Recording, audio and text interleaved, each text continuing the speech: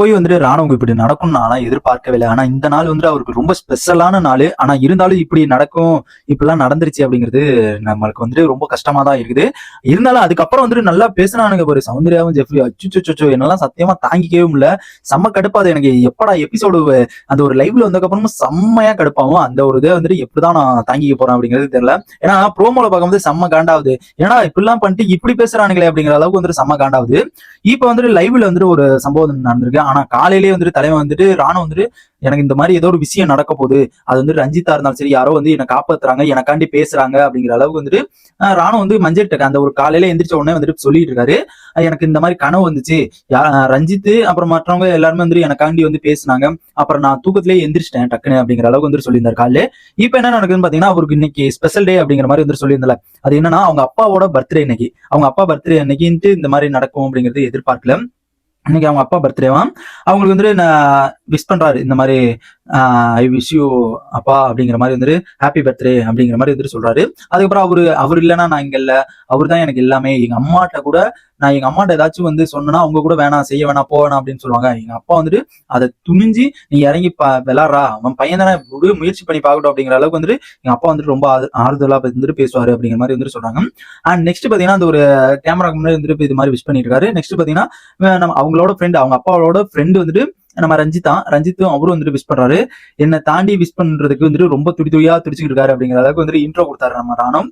அவர் வந்துட்டு என்ன பண்றாரு பாத்தீங்கன்னா, நம்ம சந்துரு அவங்க அப்பா பேர் வந்துட்டு நண்பன் சந்துருக்கு ரொம்ப ரொம்ப ஹாப்பி பர்த்டே, ரொம்ப ரொம்ப மிஸ் பண்றேன் அப்படிங்கிற அளவுக்கு வந்துட்டு நம்ம ரஞ்சித் வந்து பேசிட்டு இருந்தாரு. நெக்ஸ்ட் பாத்தீங்கன்னா வந்துட்டு என்ன இந்த ராணுவ வந்துட்டு ராணுவம் எப்படிப்பட்டவன் அப்படிங்கிறது உள்ள வரும்போது எனக்கு தெரியல.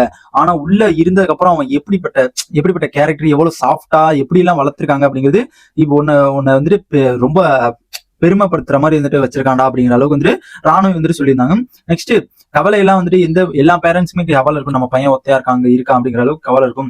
ஆனா நீ அதெல்லாம் எதிர்பார்க்காத, நீ வந்துட்டு உன் பையன் வந்து நல்ல ஒரு ஸ்டேஜ்ல இருக்கான் அப்படிங்கிற அளவுக்கு வந்துட்டு நினைச்சுக்க அப்படிங்கிற மாதிரி வந்துட்டு சொல்றாரு. நெக்ஸ்ட் அவர் வந்துட்டு கராத்தே மாஸ்டர் அந்த கராத்தே மாஸ்டரோட அந்த யூனிவர்ஸோட ஒரு தலைவரா அப்படிங்கிற மாதிரி வந்துட்டு பிரசிடென்ட் அப்படிங்கிற மாதிரி வந்துட்டு சொல்றாங்க. நெக்ஸ்ட் பாத்தீங்கன்னா அந்த லிவிங் ஏரியாலே வந்து விஷ் பண்றாரு. லிவிங் ஏரியால ஏதோ டாஸ்க் படிக்கும், இந்த A23 ரம்மி டாஸ்க் படிக்கும் போது கூட அந்த ஒரு மேட்டர் வந்து சொல்றாரு.